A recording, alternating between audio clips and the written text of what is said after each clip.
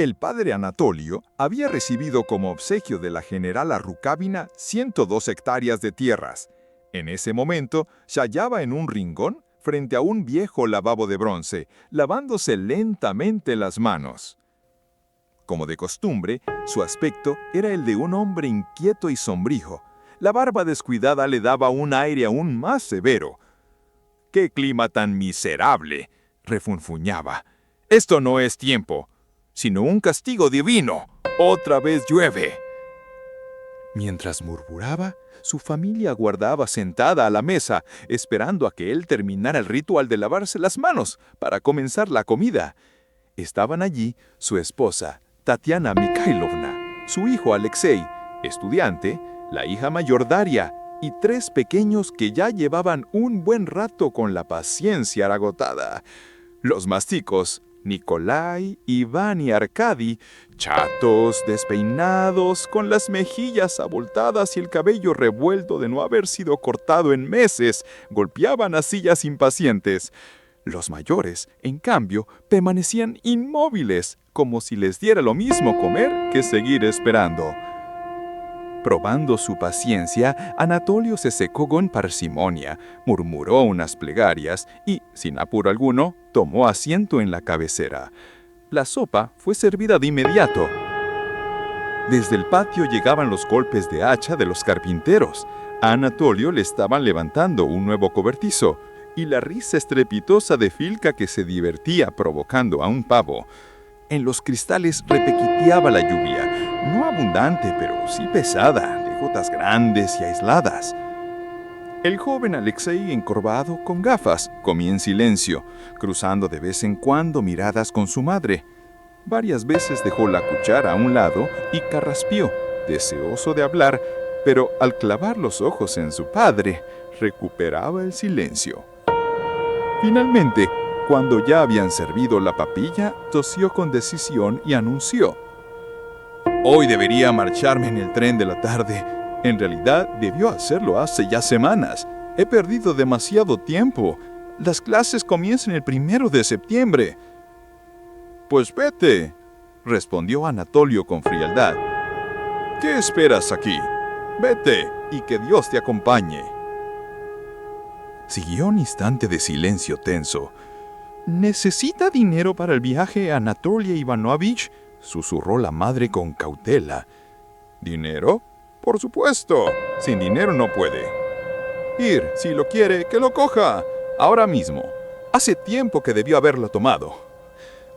El estudiante suspiró aliviado y cruzó una mirada agradecida con su madre. Anatolio, sin apresurarse, sacó la cartera de su chaqueta y ajustó las gafas. «¿Cuánto se requiere?», preguntó. «El billete hasta Moscú cuesta 11 rublos con 42 kopecks».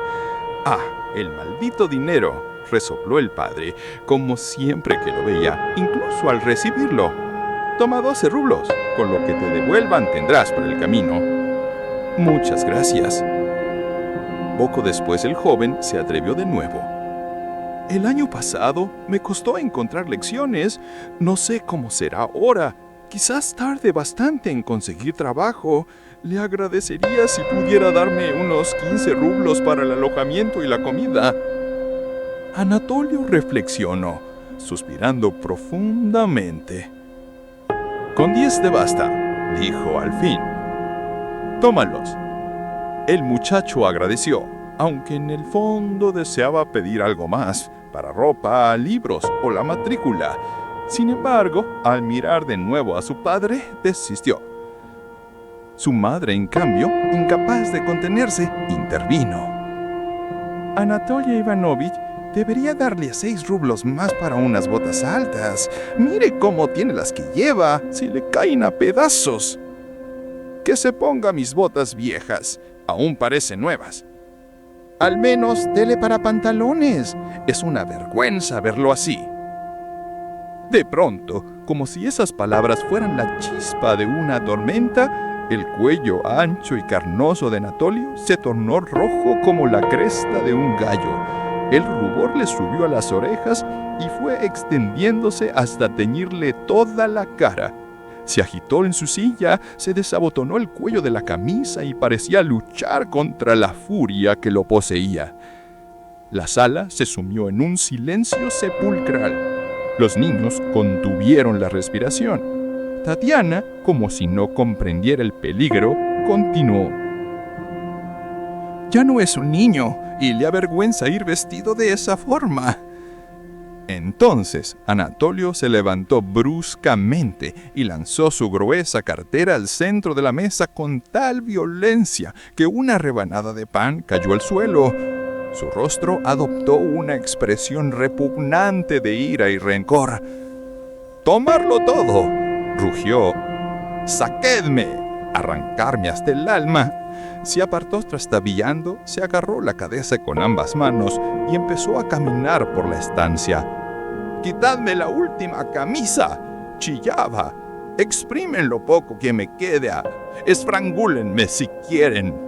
El estudiante se ruborizó y bajó los ojos. Ya no podía continuar comiendo. Tatiana Mikhailovna, que en 25 años jamás había logrado acostumbrarse al temperamento violento de su marido, se encogió en la silla, murmurando torpes excusas. Su rostro enjuto, siempre asustado y obtuso, adoptó una expresión de sorpresa y de pánico infantil. Los niños pequeños y la hija mayor, Daria, una muchacha pálida y poco agraciada, dejaron las cucharas y quedaron petrificados, inmóviles como estatuas. Anatolio, cada vez más fuera de sí, soltando palabras de lo más ofensivas, volvió de un salto hacia la mesa y volcó el dinero de la cartera con las manos temblorosas. «¡Llevaoslo todo!», gruñía, temblando de pies a cabeza. «Os lo habéis comido todo, bebido todo, pues quedaos también con esto. No quiero nada. Hacedos botas nuevas, trajes nuevos, hasta sombreros si queréis». Alexei palideció y se puso de pie.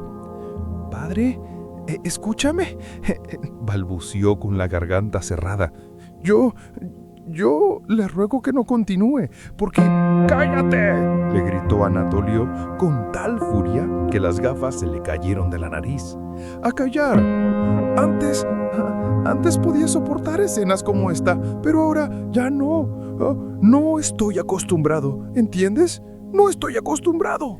«¡Silencio!», vociferó Anatolio golpeando con el pie el suelo. «Tienes que escucharme. Aquí el que manda soy yo. Yo digo lo que quiero y tú a callar. Parásito, haragán. A tu edad yo ya ganaba dinero y mantenía la familia».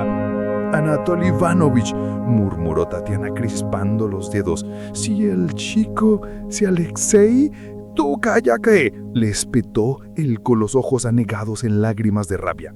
«Tú eres la culpable de todo. Lo has consentido. Él no nos respeta, no teme a Dios, no sabe trabajar. Vosotros sois 10 contra mí y yo solo. Los echaré a todos de la casa». Daria observaba a su madre con la boca abierta. Después volvió la mirada hacia la ventana y, pálida como la cal, lanzó un grito antes de desplomarse contra el respaldo de la silla.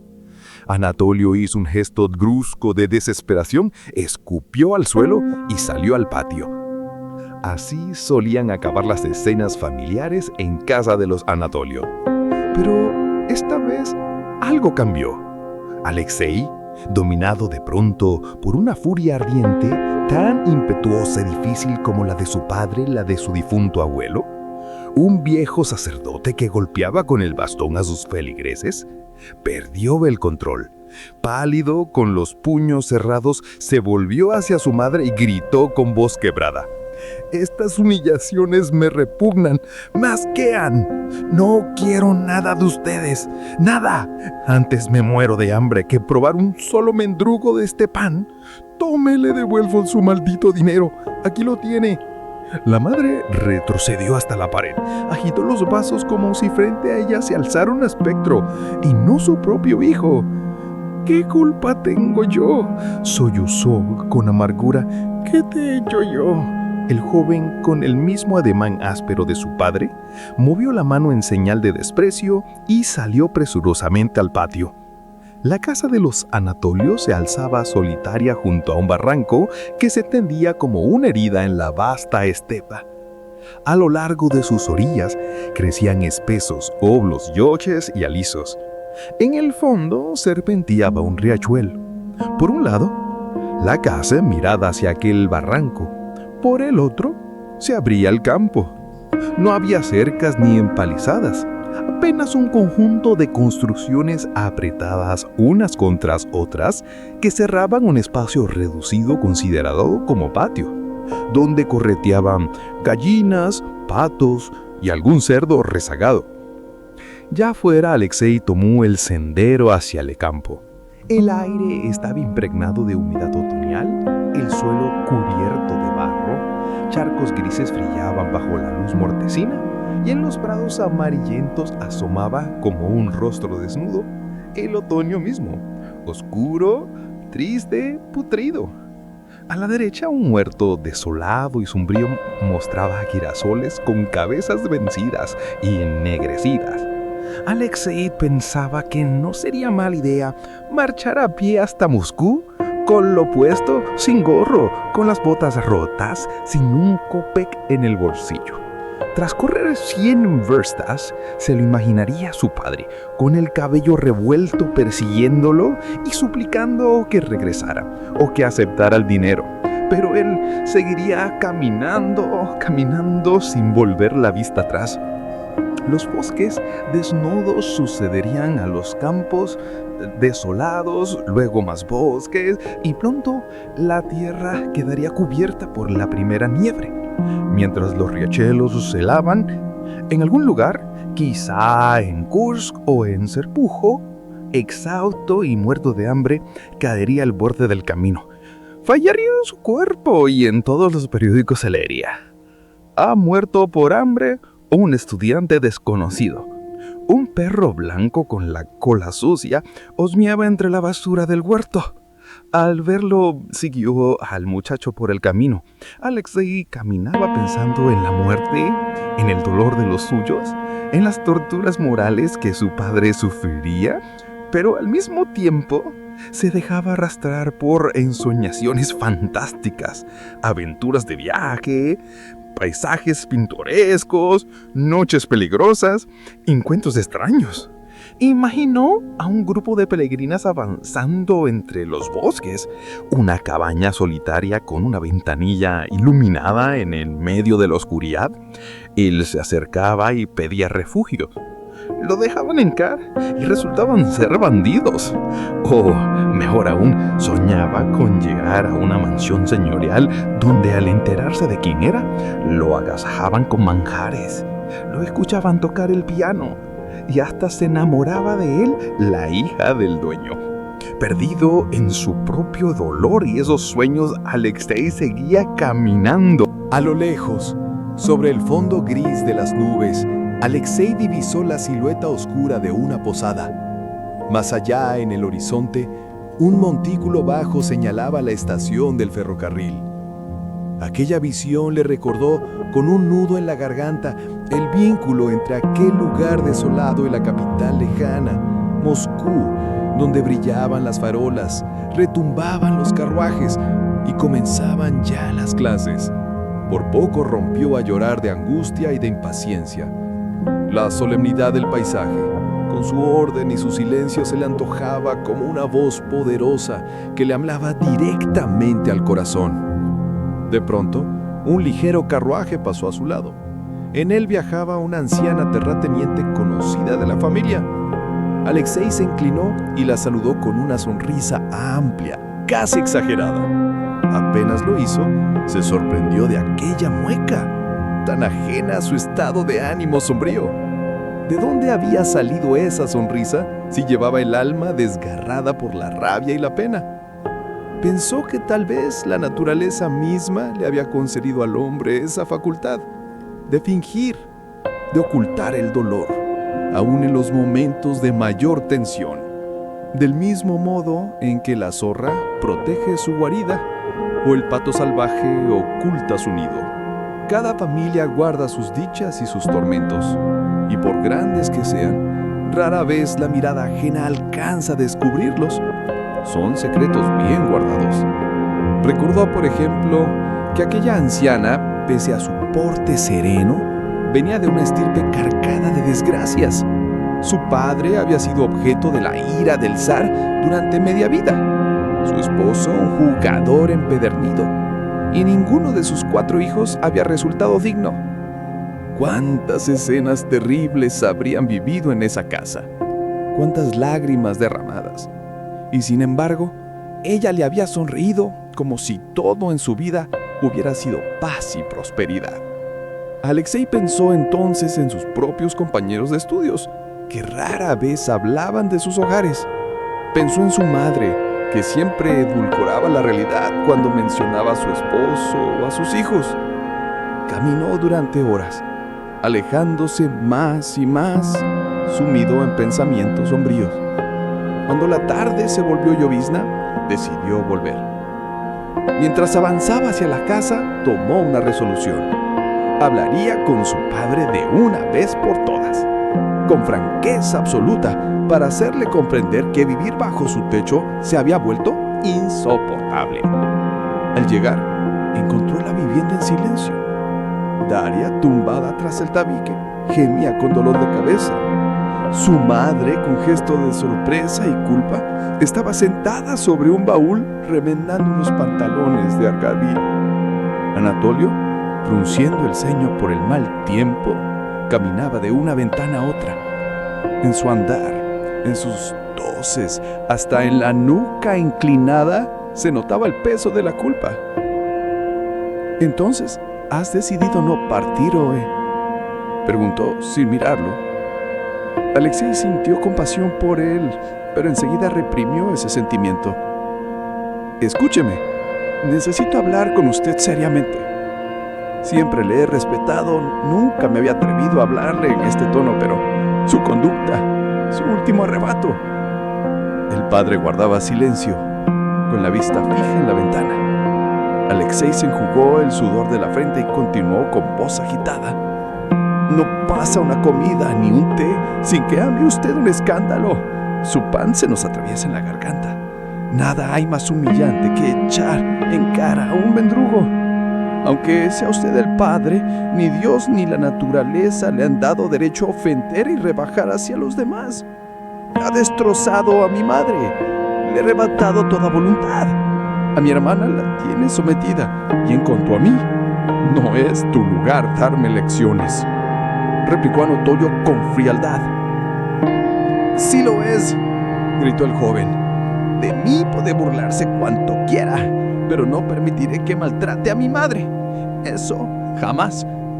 Usted está consentido porque nunca nadie se atrevió a enfrentarse a ley. Ante usted hemos temblado y callado, pero ya se acabó. Usted es un bruto, un hombre grosero. Ni los Pianotti soportan su trato». El muchacho, enardecido, apenas hilaba ya las palabras. Lanzaba frases sueltas, cortadas por la rabia. Anatolio lo escuchaba en silencio, hasta que el cuello volvió a tornarse púrpura, la sangre se le subió al rostro y explotó. «¡Cállate! ¡Eso mismo! ¡Quite! No soporte escuchar la verdad. Adelante, grite más, magnífico. ¡Silencio! ¡Te digo!», vociferó el padre, golpeando el suelo con un pie. En la puerta apareció Tatiana, pálida como cera, moviendo los dedos como si quisiera hablar, pero sin hallar la voz. «Tú tienes la culpa», le gritó a Anatolio. «Tú lo has creado así». «No quiero vivir más en esta casa», clamó Alexei entre lágrimas, mirando con furia a su madre. «No quiero seguir viviendo aquí». Del otro lado del tabique, Daria lanzó un grito y rompió en sollozos estridentes. Anatolio hizo un ademán con la mano y salió a trompizones de la casa. El estudiante se encerró en su cuarto y se dejó caer sobre la cama sin moverse ni abrir los ojos hasta la medianoche. No sentía ya cólera ni vergüenza, sino un dolor sordo en el alma. No culpaba al padre, ni se compadecía de la madre, ni se atormentaba con remordimientos. Comprendía que todos sufrían el mismo mal, pero ¿a quién correspondía la culpa? ¿Quién llevaba la mayor carga? Solo Dios lo sabía. Al llegar la medianoche, despertó al criado y le ordenó preparar el caballo a la estación a las 5 de la mañana. Se desvistió y se metió en la cama, pero no pudo dormir. Escuchó los pasos de su padre, que tampoco conciliaba el sueño, paseando de una ventana a otra, suspirando. Nadie en aquella casa dormía. Apenas hablaban entre sí y siempre en susurros. 2 veces se le acercó su madre, que con torpe solemnidad lo persignaba una y otra vez, estremeciéndose como si un escalofrío nervioso le recorriera el cuerpo. Al amanecer, Alexis se despidió con ternura de todos, con lágrimas en los ojos. Al pasar por la habitación de su padre, lo vio de pie, vestido, sin haberse acostado, golpeando con los dedos los cristales de la ventana. «Adiós, me marcho. Adiós. El dinero está en la mesita redonda», respondió Anatolio sin volver. Cuando el criado lo condujo a la estación, una lluvia fría y persistente caía sobre el campo. Los girasoles doblaban aún más sus cabezas negras y la hierba, empapada, parecía teñida de un verde más oscuro y amargo.